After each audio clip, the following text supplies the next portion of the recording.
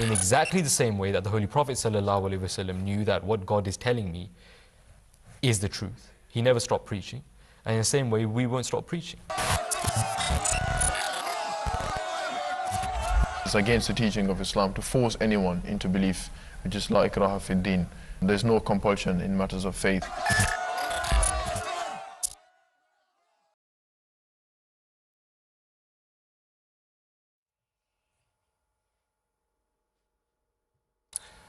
Bismillahir Rahmanir Rahim. Assalamu alaikum wa rahmatullahi wa barakatuhu. It's Sunday, 7 p.m. here in the UK, and that means it's face-to-face time on MTA. And we welcome you to our second show of the third season of Face2Face here on MTA. In the first 5 shows, just to give you a brief introduction, what is going to come up in the next 7 weeks, we're going to see 25 Khuddam, out of which 5 already we saw in last week's show. So from around the world, they will compete in what will be the qualifying rounds. From the 5 qualifying rounds, the 10 Khuddam who will qualify to go to the semi-finals, that means each show will see 2 Khuddams being selected, and they will make it to the final show.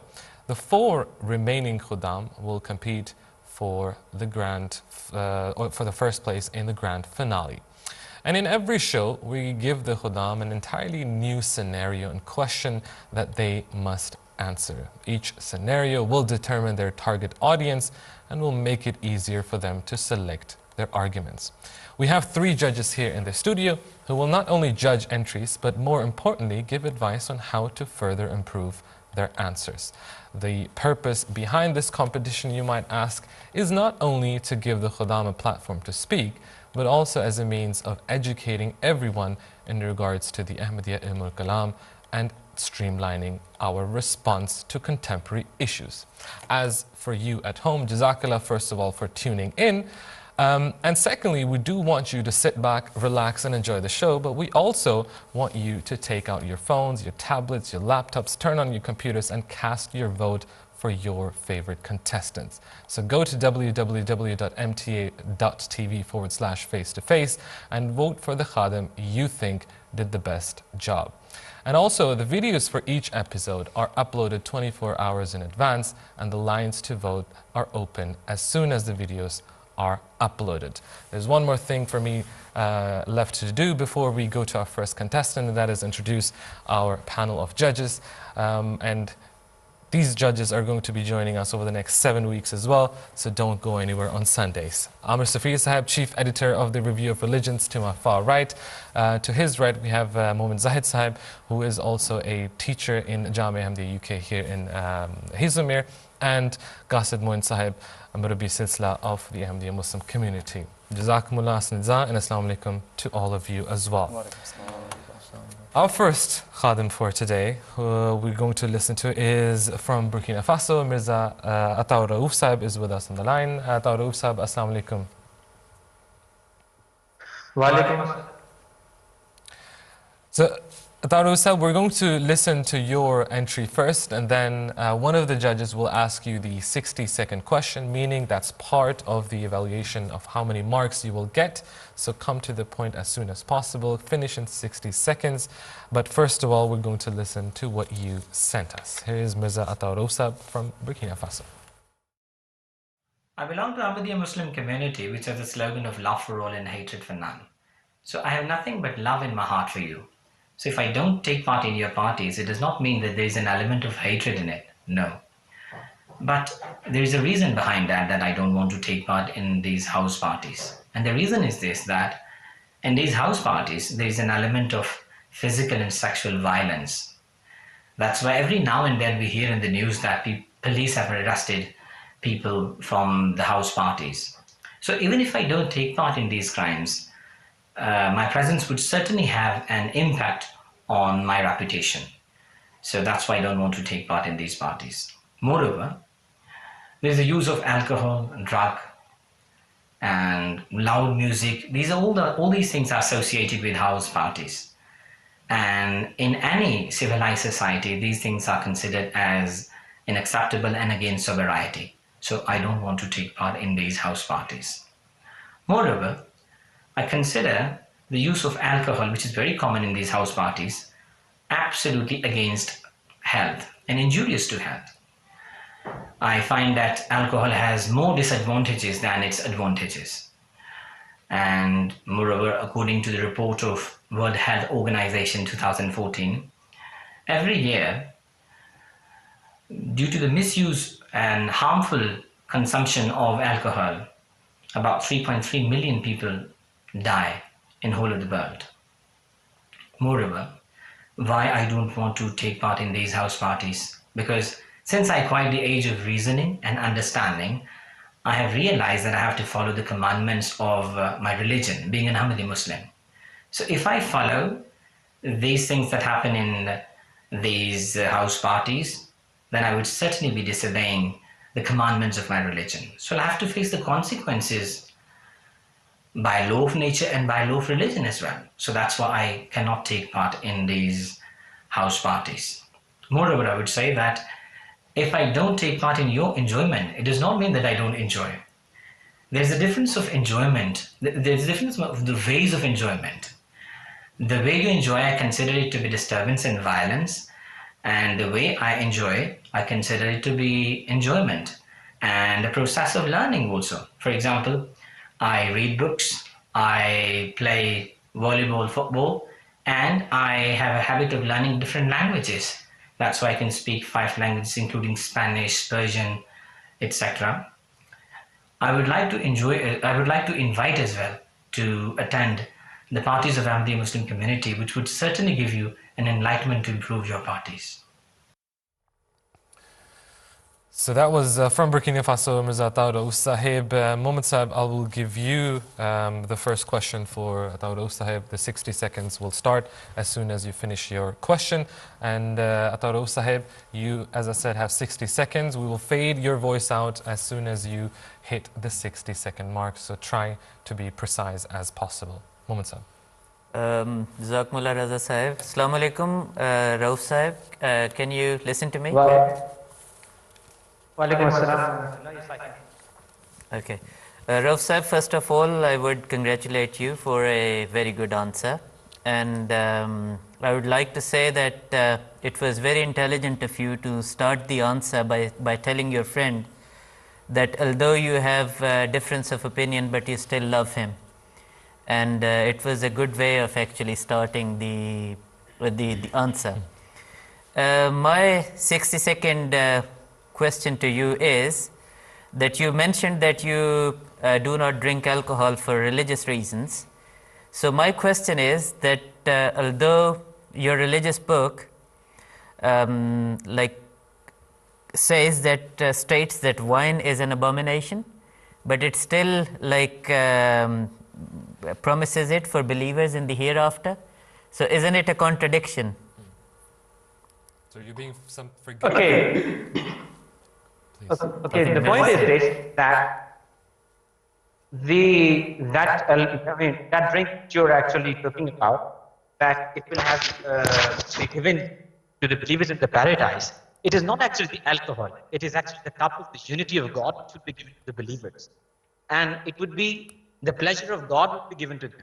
And Allah has used it in this particular phrase that they would be given strength. It is at a metaphor to appreciate the believers that and the things that Allah has actually explained in the Holy Quran. Most of the times we have to make the interpretation of them, and out of the interpretation we can actually get to the real point. Otherwise, if we just go to the materialistic ways, we would not be able to understand the real meanings. So in this manner we'll have to separate and in a way that it is a reward of God which would be given to the believers. And this is how the interpretation is on. All right, Rauf Sahib. Obviously, the biggest blessing in the hereafter, which is promised to the believers, is the nearness of God. There is no doubt. But we should remember that the beverage which is promised in the hereafter to the believers is not intoxicating according to the Quran. The Holy Quran calls it sharaban tahuran, which means a pure beverage. And it is mentioned in the Quran that because of the beverage which is given to the believers in the hereafter, the believers would not be intoxicated or they would not even feel any headache after drinking that beverage which is given to them, meaning that they won't have any nasty hangovers, or they would not have any intoxicating effect. This beverage would not have any intoxicating effect on them.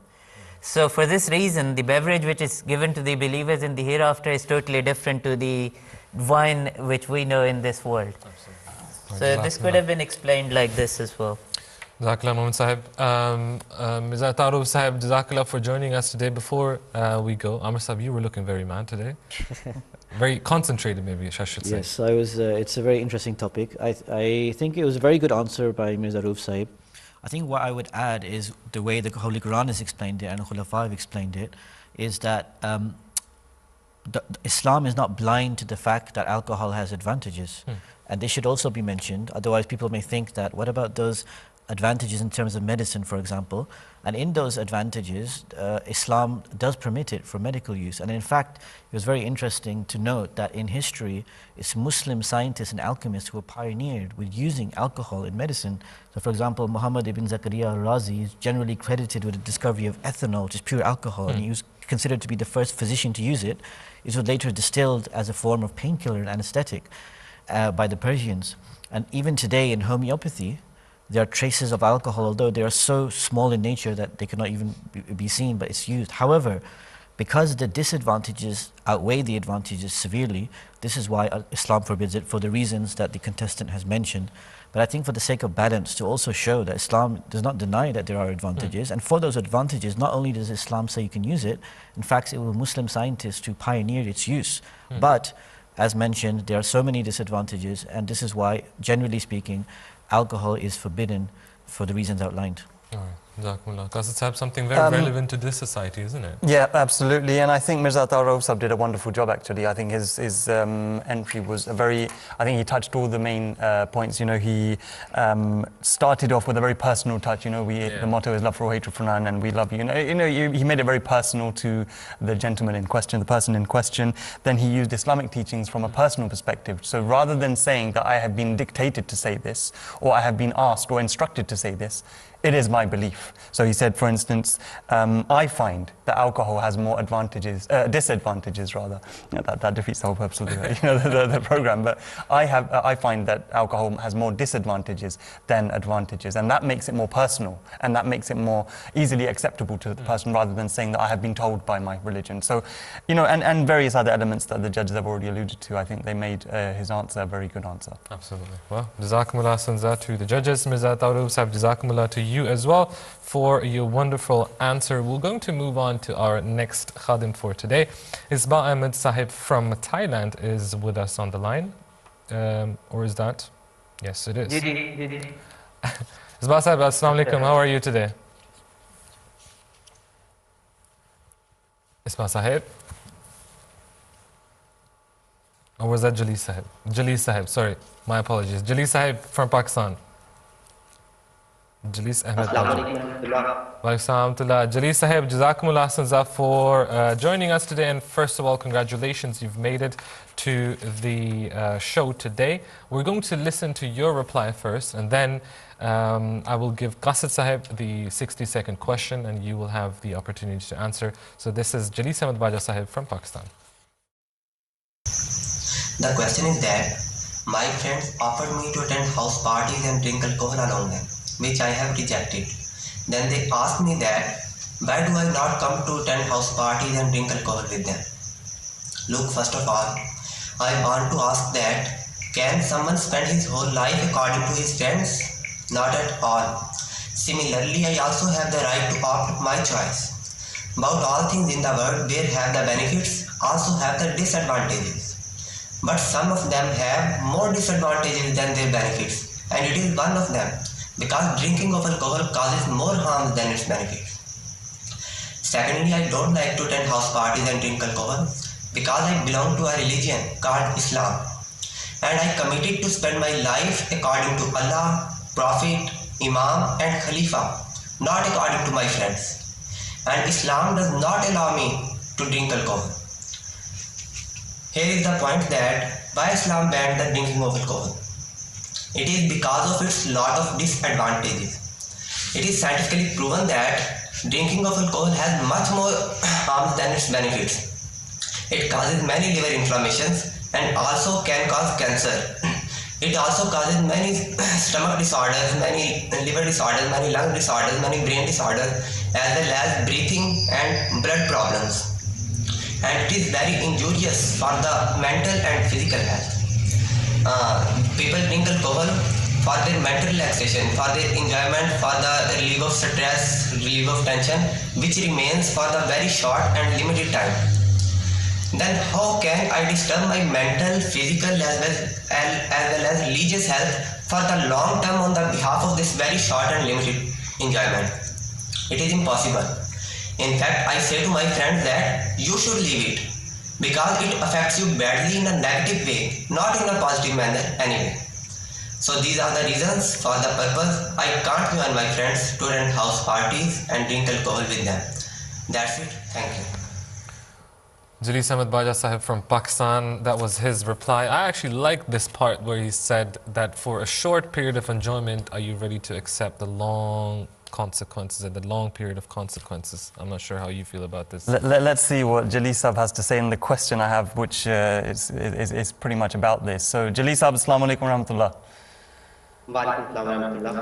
Jalil Sahib, I liked your answer, and in addition to your answer, let's just hypothetically imagine that this friend has heard your answer, and he says and turns around with another question and says that, well, there are other things as well which are detrimental to your health, because you spoke a lot about how alcohol is detrimental to and harmful to your health.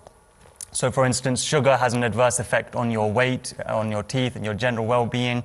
That can be harmful. Red meat is a contributor to, for instance, cardiovascular diseases and many other illnesses. There's social media, for instance, which necessarily isn't consumed, but it's you know, a means of spiritually uprooting an entire generation, which it's doing, unfortunately. There is an aptitude or a potential to do that. So these things have harms. Why is it then that alcohol has been singled out and, you know, been instructed to, you know, be shunned? Okay. I want to say that all things that you mentioned, like social media, all things, as I mentioned in my conversation, that have advantages also have disadvantages. Social media also have many advantages and also have many disadvantages, so we should use this for its advantageous purpose. And alcohol has more disadvantages than its benefits. So we should not drink alcohol and house parties, because it has many vulgarity in the house parties and music and you can say dance, which is not accepted bad in a civilized society. And drinking of alcohol is also a bad thing, which harms your, as I mentioned, it causes many liver inflammations, many brain disorders, many lung disorders. So it is harmful for your health. Also other things, but some things have more disadvantages. Drinking alcohol is one of them. Jazakallah. Jalil Sahib. Jazakallah, Jalil Sahib. You know, top marks for the effort and, you know, for your contribution. One thing which I think is very essential that you may have missed, I mean, you know, as far as I heard, you missed out the point initially in your video and this answer as well, is the aspect of intoxication, which is one of the primary purposes for which alcohol has been prohibited. So if you spoke about, for instance, you know, the Holy Prophet Muhammad sallallahu alaihi wasallam, he said that ma askara kasiruhu kasiruhu fakaliluhu haramun, that which most of it, the consumption of most of which intoxicates you, even a little of that is prohibited for you. So if you had explained this, I mean, for instance, you spoke about, you know, alcohol being detrimental to your health. If you had spoken a bit more about the intoxicating aspects, I mean, you know, we live in a time, for instance, where life generally, for many, it doesn't even make sense. You know, everyone's trying to figure out why they're here, what the purpose is on earth, you know, which religion is true, which religion isn't. Generally, our purpose as individuals, you know, what we want to do in life, how to make the best use of the limited amount of years that we have. And then on top of that, to dedicate Friday nights, Saturday nights to the consumption of alcohol, which which completely knocks you out of your senses, is probably not the best use of that time. So if you'd spoken a bit about this, and then, for instance, alcohol then as a tool of, completely relying on it and coming to it very frequently, even if you're not addicted to it, but knowing that that's there to alleviate your burdens and, the stresses of day-to-day lives. And then coming to that gradually, or in fact immediately, takes you away from the path towards God and takes you to shirk, which is completely relying on another tool apart from God Almighty. So if you'd spoken about these sorts of things, that would have been, that's what we were really looking for. That may, knock off a few grades for Jalisa, but we'll see. Like I said, 100 marks for your participation, your effort, and, I admire your enthusiasm with which you spoke. So those are the positives. That enthusiasm with which you made those notes, I'm telling you, Kasi, that's also very impressive. And Amr Sahib already has the next article in front of him. Amr Sahib, if I can ask you. Well, you've got very good eyesight. You're actually seeing our next edition of Review of Religions. Yes. Actually, I was going to say that I would encourage the contestants as well to, because there's a lot of discussion about health and health harm on health. It's good to pull out research, and the research is not difficult to find. There's an article going to get published in our next edition by an Ahmadi professor and an imam, a missionary of the community. And it's very interesting that they did the Independent Scientific Committee on Drugs here in the UK. They did a study, and they did a study of all the drugs, and they had 16 criteria, and they marked it out of 100, each drug. And by far, the drug which was the most harmful when they looked at mortality rates, effect on mental health, was alcohol, with a score of 72 out of 100. After which came things like heroin and crack at 55. There's a big gap. And in fact, it's such a harmful drug, they found, that the World Cancer Fund has advised that to avoid the effects of alcohol, it's best to have 0 drinks a week. Meaning, even a minimum amount it's having such an effect, and such an effect toward contributing effect towards things like cancer, that they're saying just don't drink at all. So I feel that one thing that could be encouraged is that this research is available, and if this question is being asked by people in schools, don't underestimate the intelligence of young people. Now with the age of YouTube, they may not be reading as much, but they're watching videos and they're consuming information, and they will be convinced sometimes if you provide them with this information. Even if they don't listen to it, it will be food for thought.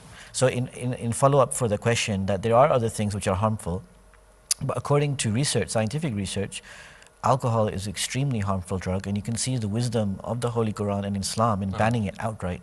And science today is showing this. I think the benefit of this platform is that you had the chance to, prepare as well, and obviously it's not a spontaneous question you're being asked. So, contestants should make the most of that time. Generally speaking, everybody knows about the harmful effects, but if you go into the specifics about, what impact it has on certain elements of your life, then that has a whole different impact, isn't it? Absolutely. Jazakumullah, with all due respect, if we have to move on, apologies to that. I'll promise you will be the first one next time.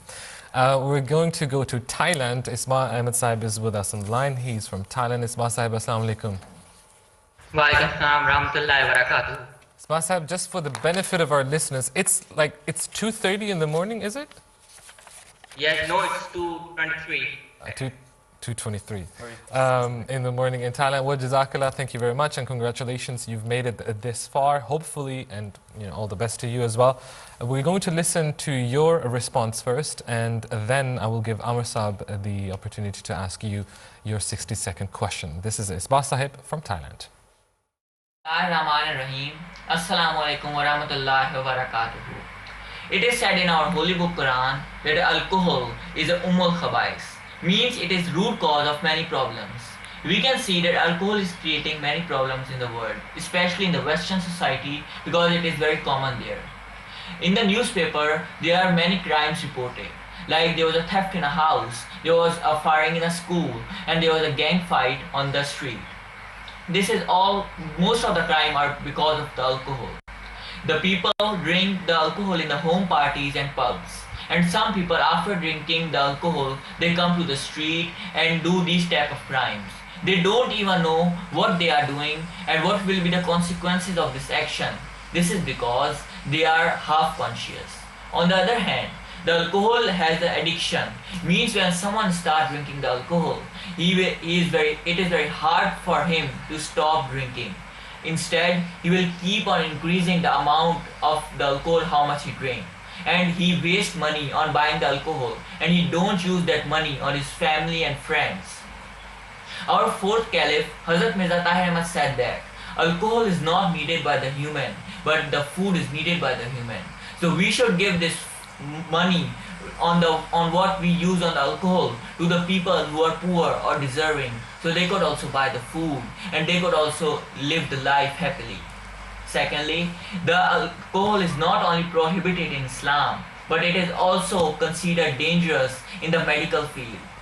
The different doctor says that the alcohol has many disadvantages, means it creates many diseases in the humans, like the lungs failure, kidney problems, lungs problems, heart problems, and many other problems.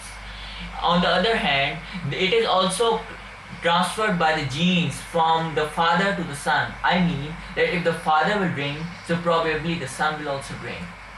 So I want to ask something. I want to ask that are we that much dumb, or are we that much selfish that we are not even caring about our future generations? Thirdly, the alcohol and the home parties are the waste of money, time and health. If we do them, so we are creating there are many problems which we have to face, and there are very few benefits of it, like it is used in the drugs, and if we take high dosage of drug, we can't be drunk, but yes, we can die. This is because the very minimal amount of alcohol is used in drugs. So we can use the drugs which has alcohol, but we cannot simply drink the alcohol. Finally, I don't want to drink alcohol or go to home parties because it is prohibited in Islam, and it doesn't have much benefits, all the problems which it creates. So I don't want to waste my time, money, and even I don't want to disrupt my generations. So finally, I want to say, if still somebody want to drink it, so I would say to him that he is responsible of himself after watching the disadvantages if we keep doing this again and again. Thank you. Isba Sahib from Thailand, that was his reply. Before we go to the 60-second question, just a reminder for you at home, go to www.mta.tv/face-to-face. You can vote for one of the contestants of today's program. If you think that they've done a good job, you can vote for them. And also, if you want to send us a tweet, you can do so at face-to-face_MTA. Amr Sahib, your 60-second question. Isba Sahib, just for you as a reminder, this question, depending on how you answer, can have an impact on the overall score that the judges will give you. Amr Sahib. Aspa Sahib, Assalamu alaikum. Walaikum salam rahmatullahi wa barakatuh. How are you? MashaAllah, I think you gave a very brave answer. I admired the way that you were very forthright, and I think that's a good thing.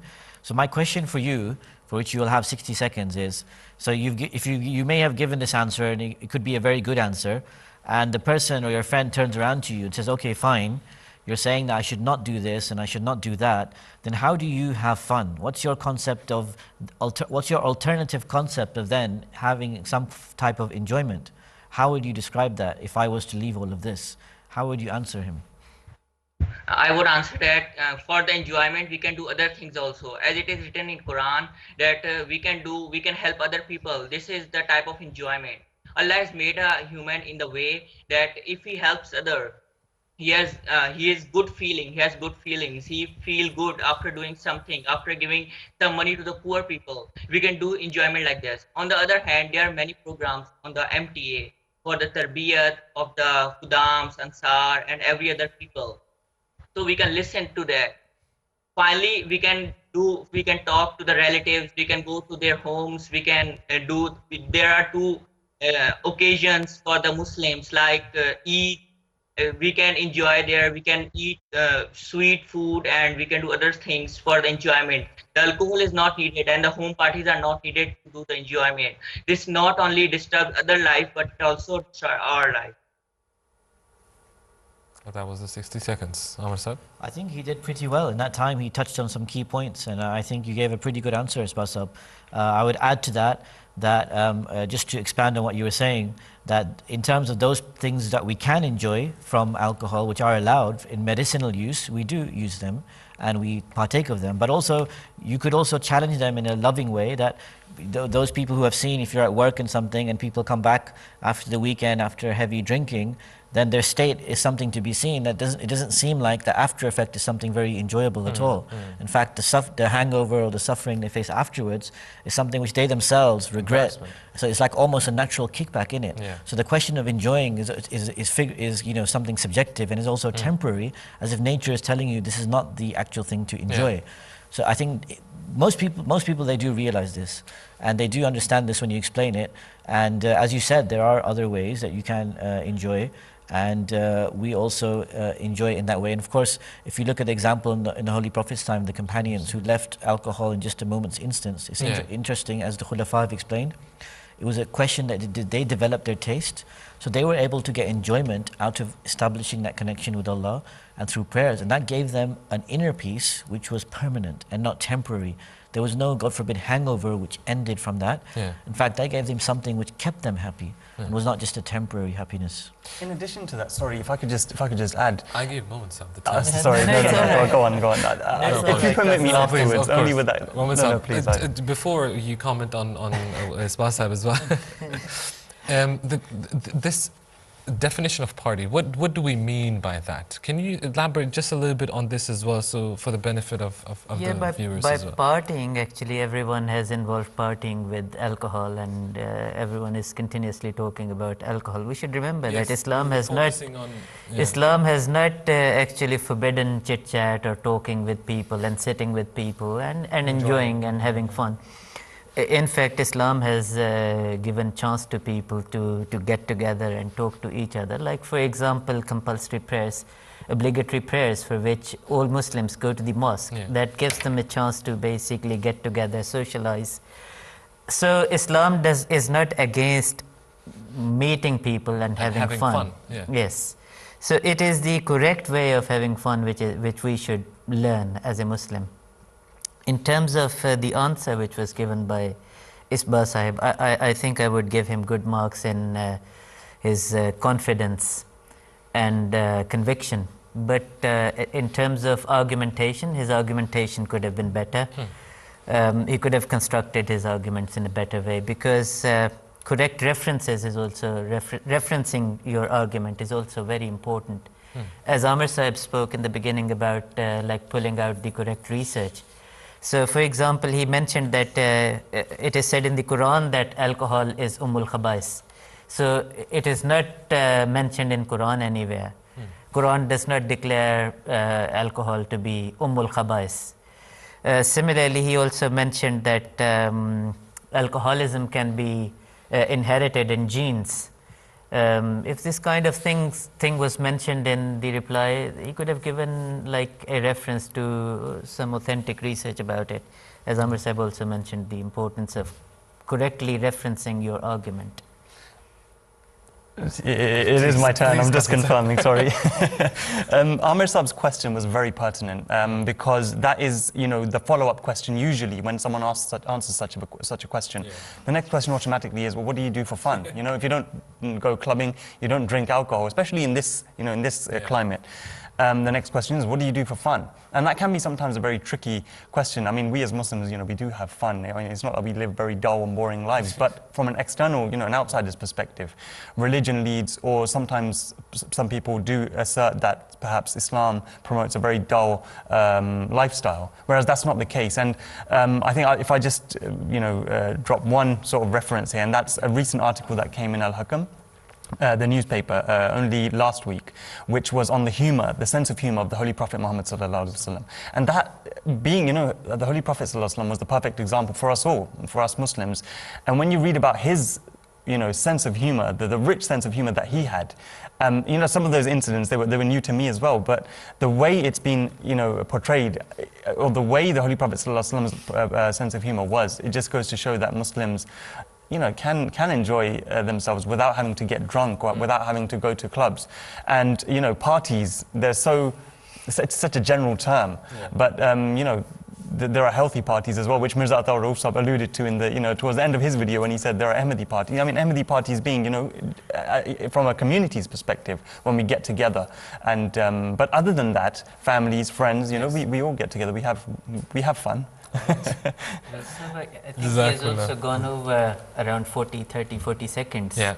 Okay. From the time which was given, so you should take care of that as well, and all the other participants. I think one thing, what you've mentioned, it's a good reminder for myself as well to remind the viewers that the opinions and the answers given by the contestants do not necessarily reflect or entirely reflect the viewpoint of the Ahmadiyya Muslim community. So these are their personal opinions, these are their personal answers, and not entirely the viewpoint of the Ahmadiyya Muslim community. Awab Ahmed Sahib from Pakistan is our next contestant for today's program. Awab Sahib, Assalamu Alaikum. Wa alaikum assalam. Awab Sahib, we're going to quickly listen to your reply, and then we're going to come back and ask you the 60-second question. This is Awab Hassan Sahib from Pakistan. In this hypothetical scenario, I would respond by drawing on depictions of such scenarios in the mass media. I believe that in this day and age, it is important to explain such issues to people in a way that not only puts forward theological arguments, but also reinforces them with logical, moral, ethical, and scientific reasons, so as to resonate with the religious and the non-religious. I would respond by saying that I do not want to be part of activities like parties that involve drinking, because, quite frankly, these are part of a culture, an ecosystem that is responsible for a horrifying and alarming rate of violence on women and girls who are often preyed upon by men at such parties. The so-called party culture has led to the destruction of many a woman's life, with some going on to commit suicide as a result of assault suffered at such events. The statistics on violence against women in such environments are also extremely disturbing, with an overwhelming number experiencing harassment and assault at the hands of men. I would therefore not want to be party to what is a symbol of virulent misogyny. I would also say that I do not want to imbibe alcohol, not just due to theological reasons, although Islam prohibits alcohol for medical reasons and for its immoral and antisocial influence. Alcohol is, medically speaking, a harmful substance that damages the liver and causes many an illness. It also makes a person lose all of his senses and perform questionable and violent acts, and I would therefore not partake of it, so as to maintain my dignity and the dignity of those who surround me. Interestingly enough, there is an increasing aversion to alcohol consumption in the West, with support groups like Alcoholics Anonymous helping people stay sober. In the end, it isn't just about theology, faith, or belief in God. It's about doing good. It's about fostering safe spaces. It's about humanity. Parties and drinking are no longer fun and entertaining if millions of women suffer as a result of the behavior of men. Awab Hassan Sahib from Pakistan, that was his reply. Just a reminder for you at home to cast your vote, to make sure that you go on www.mta.tv/face-to-face, and just one click on one contestant, the ones that you liked, do you think, or you thought did the best job. Moment Sahib, Awab Hassan Sahib, it's all yours. Well, Sahib, first of all, I would like to congratulate him for his answer and thank him for sending this answer to us. He had this mellow tone, as Amr Sahib has called it in the last program. I still remember that. There's no doubt his demeanor was very calm and composed. And that is a good thing in an answer. My 60-second question to Awab Sahib would be, Awab Sahib, Assalamu alaikum, can you listen to me? Wa alaikum assalam, clear. Okay. Jazakumullah. Awab Sahib, my question to you is that you have made some big statements in your answer. You have said that the parties have become a symbol of violent misogyny, and the parties are always violent, and the parties are like opportunities where vulnerable women are preyed upon. So if your friend comes back to you and say, look man, I've just invited you to a party, I've never been violent. So how would you reply to that? I think my reply would first of all begin by informing him that, it isn't simply about an individual case, it's about the collective. It's, I think as I mentioned in my answer, it's about the culture, the party culture. So even if there are, for example, 100 parties in which no one is assaulted, and then there is one party in which someone gets hurt as a result of it, I think one party alone is sufficient to ensure that one does not participate in such activities. In fact, as you are probably more aware than me, there are some fines and strict punishments for people who drive while drinking. So, statistically speaking, the majority would not be driving under the influence, but it only takes one person to. Jazakallah, Awab Sahib, your time is up. Jazakumullah, Awab Sahib. I'll take that as a good answer, because he has explained that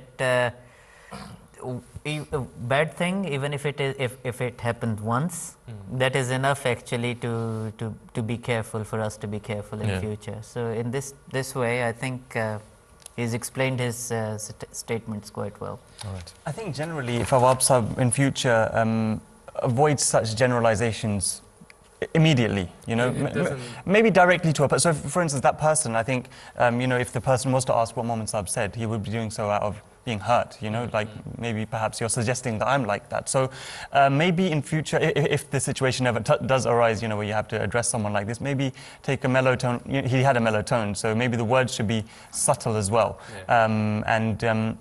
It's quite generalized that parties are, have this. What you can say, a tactful way of saying it is that, such parties where there's free mixing involved, they bring up opportunities. They lead to opportunities that could lead to such, negative consequences. So I think the issue, if you highlight the issue of free mixing, that would be more beneficial in the long run in your conversation. The negative harms of free mixing and there being no barriers or no restriction, no limits, and being able to do, both parties being able to do whatever they want. We're going to come to that free mixing part after we've listened to our last contestant for today, because I'm very conscious of the time. Tahir Wadood Sahib from Canada is with us on the line. Tahir Sahib, assalamu alaikum and welcome to Face to Face.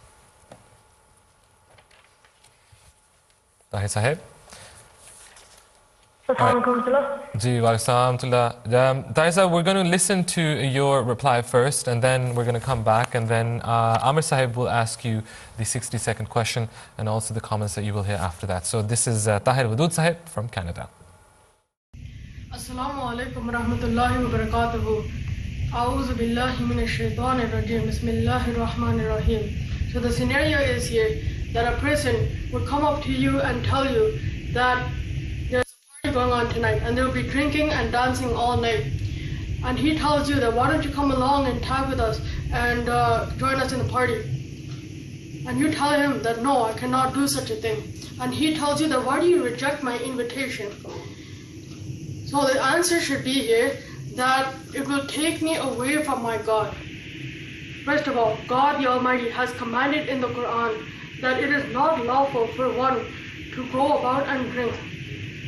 The Holy Prophet Muhammad, may the peace and blessings of Allah be upon him, said that it is also not lawful for one to go out and drink.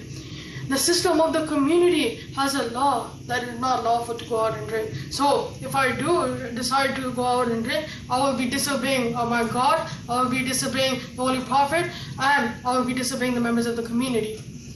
Therefore, it is not lawful for me to go out and drink. On the second thing, that our second caliph has said that there are 3 types of people who cannot offer prayer. 1 are the people underage. 2, people who are extremely sick, and 3, people who are intoxicant. There are people who are intoxicant and they seem to lose control of their senses. So if I happen to go out and drink, I will lose control of my senses, and therefore I would not be able to focus. And when one cannot focus, they cannot focus on prayer. So the question is that how can I communicate with my God if I cannot focus on my prayer? This is extremely important. You need to build a connection with God, and in order to do that, you need to have proper focus. God says in the Quran that prayer restrains one from evil. So prayer here is a success. Drinking is an evil, and prayer is a thing that is restraining me from these evils. So if I drink, I'm letting evil get to the best of myself. So in order to avoid that, prayer should be read often. Prayer should be read every single day, and you build a better connection with God. So in the end, I would like to say that in order to have a proper relationship with God, you need to have control of your senses, and for that, you need to avoid these evils. And one of these evils, like I mentioned before, is drinking, and that God has commanded us not to drink, and we should all take heed and obey this commandment of God Almighty. Jazakumullah. So that was Tahir Wadood Sahib's entry from Canada. Amr Sahib. Tahir Wadood Sahib, Assalamu alaikum. Ji, wa alaikum salam. Wadood Sahib, how are you? Alhamdulillah, I'm good. Wadood Sahib, you focused, it was a very good answer. You focused a lot on the alcohol aspect. The question also had an aspect of house parties and alcohol. Alcohol may be drunk at a house party. For argument's sake, I was reading an article from last year in which the NHS, the National Health Service in the UK, reported that now 16 to 24-year-olds, 1/3 are saying they don't drink anymore. This generation are turning more away from alcohol than the generations before, are going to the gym, are eating healthy living, compared to before. There are still many who are doing it, of course, but many are not as compared to before. So for argument's sake, let's take alcohol out the equation, and the person says, okay, you don't want to drink, we don't drink either, why still can you not come to our house party? Then what would you say in that situation? You have 60 seconds.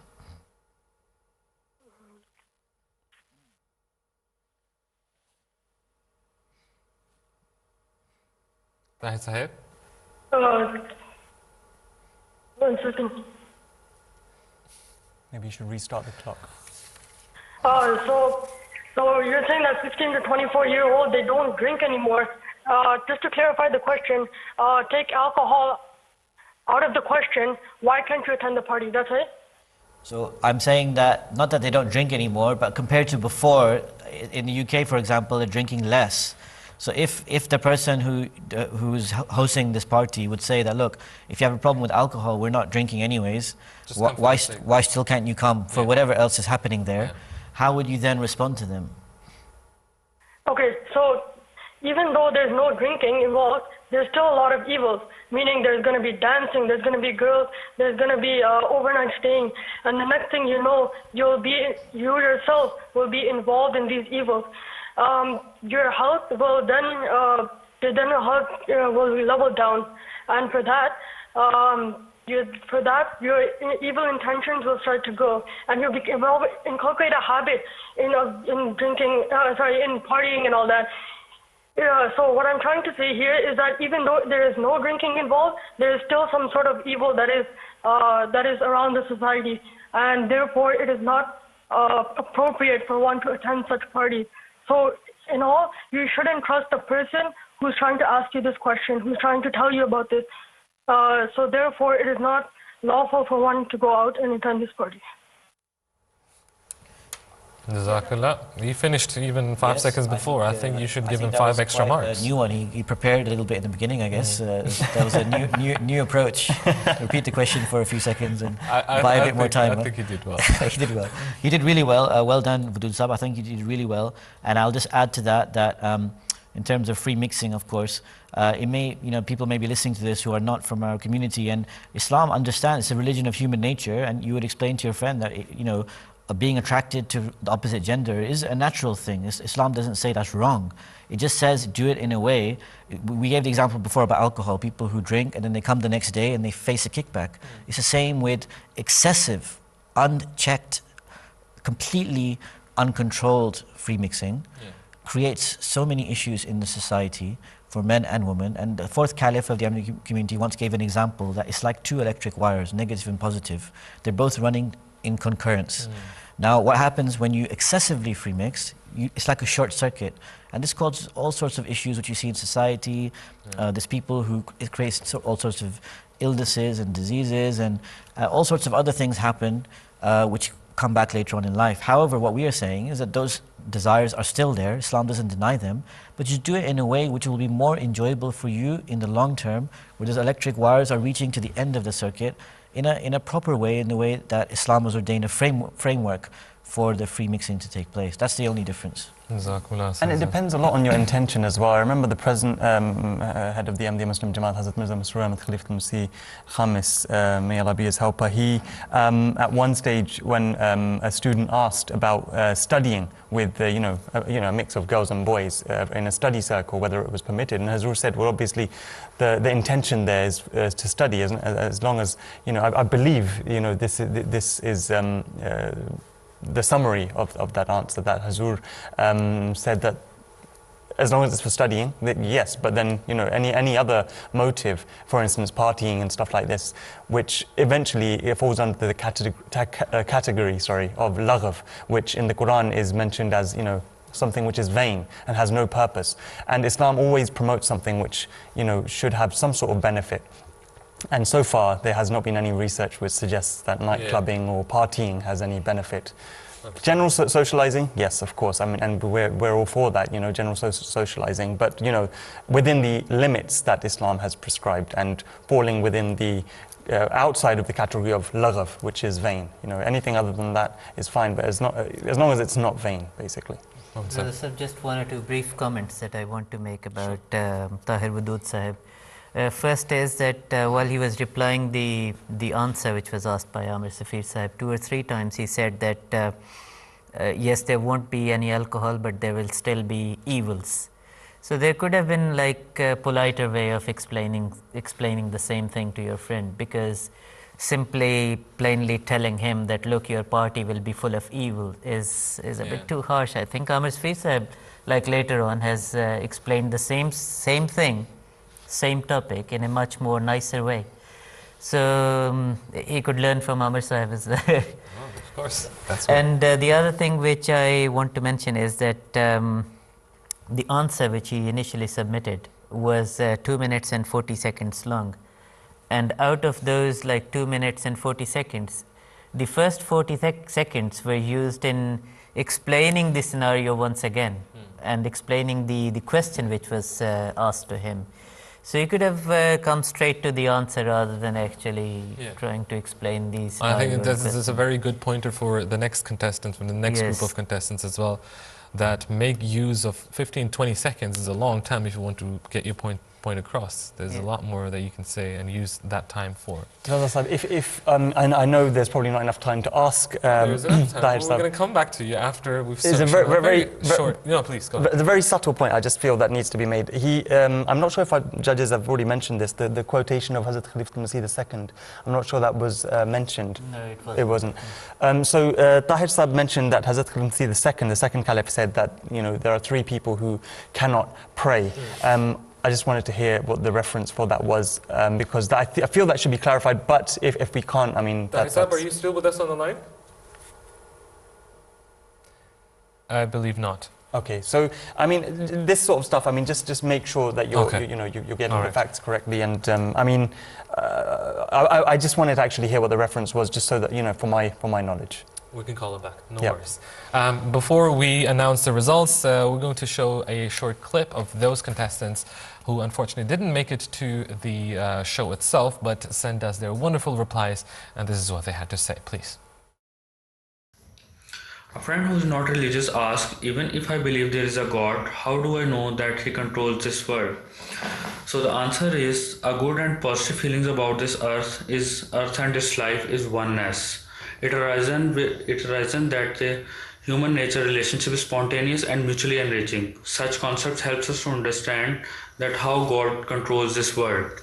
Allah Ta'ala says in the Holy Quran, يُسَبِّحُ لِلَّهِ مَا فِي السَّمَاوَاتِ وَمَا فِي الْأَرْضِ الْمَلِكِ الْقُدُّوسِ الْعَزِيزِ الْحَكِيمِ, means everything in this world and in the skies is praying of Allah, who is Al-Malik, Al-Quddus, Al-Aziz, Al-Hakim. These are the four attributes through which Allah is controlling this universe. If we assume that God has left this universe to chance and everything is in this universe, including the highly complex life, has been created by chance, that means that chaos has given birth to order and discipline, which we see in this universe and the life created. But this is totally against our everyday experience. Chaos never leads to order. Chaos only leads to more chaos if left to chance. And I feel that even if we put aside religious examples, there are many logical and scientific examples that support the idea of an all-powerful God. The first example I'd like to point is our very existence, in fact. Since scientific research suggests that the Earth was formed around 4.5 billion years ago and the first signs of life came around 3.5 billion years ago. Yet it also says that a single protein, that is the basis of life, should not have formed at least 100 billion years after the formation of Earth. Yet evolution has developed so fast that here we are, humans, 4.5 billion years after the formation of the Earth. All right, these were the some of the entries that we received, but unfortunately we could not include them in the show itself. So the results are out. One of the winners is Mirza Rauf Ahmed Sahib from Pakistan. He believe both of them are on the line, but we're going to talk to Mirza Rauf Sahib first. Rauf Sahib, assalamu alaikum. Oh, he's not from Pakistan, he's from Burkina Faso. Walaikum assalam. Sep, you're from Burkina Faso.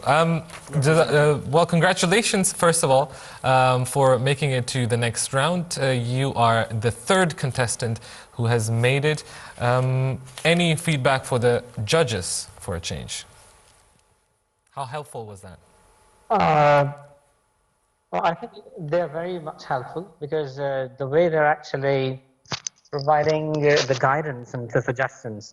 So it's, I think, very much helpful. And the thing is also they start, if there's something which is to be corrected, they clarify for the next contestant. It is something which is appreciable. I appreciate all the judges.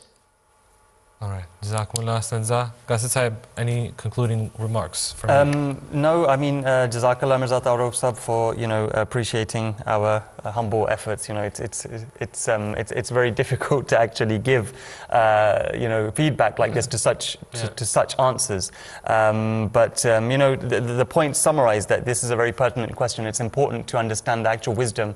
This is for everyone, not just the contestants, but everyone, me, myself, and everyone watching, that we should understand, the actual purpose behind the instructions of the Holy Quran, why certain prohibitions have been put in place, the wisdom behind it, and not just, follow it blindly, but try and understand the wisdom behind it as well, and so that it's complete belief in God's word. Tahir Wadud Sahib is the second Khadim who's made it to the next round. Tahir Wadud Sahib from Canada, congratulations to you as well, Mubarak. And we're going to hear you guys in 4 weeks' time, I believe, for the semi-finals. Jazakumullah Sanza to you as well at home for listening in. The next week's scenario is that a colleague at work understands that Islam is a religion that teaches peace, unity and harmony. However, he questions you and asks you, why do the Muslim majority countries fight with one another? A very valid and very good question. Jazakumullah to the judges as well, Amr Safri Sahib, Mohammad Zahid Sahib and Qasid Moin Sahib. Jazakumullah to you as well for joining us today. Don't forget, the videos for next week's episode are going to be uploaded 24 hours in advance. You can cast your vote, look at the videos first, that makes sure. And we're going to be with you, inshallah, next week from all of us here. Assalamu alaikum wa rahmatullahi wa barakatuh.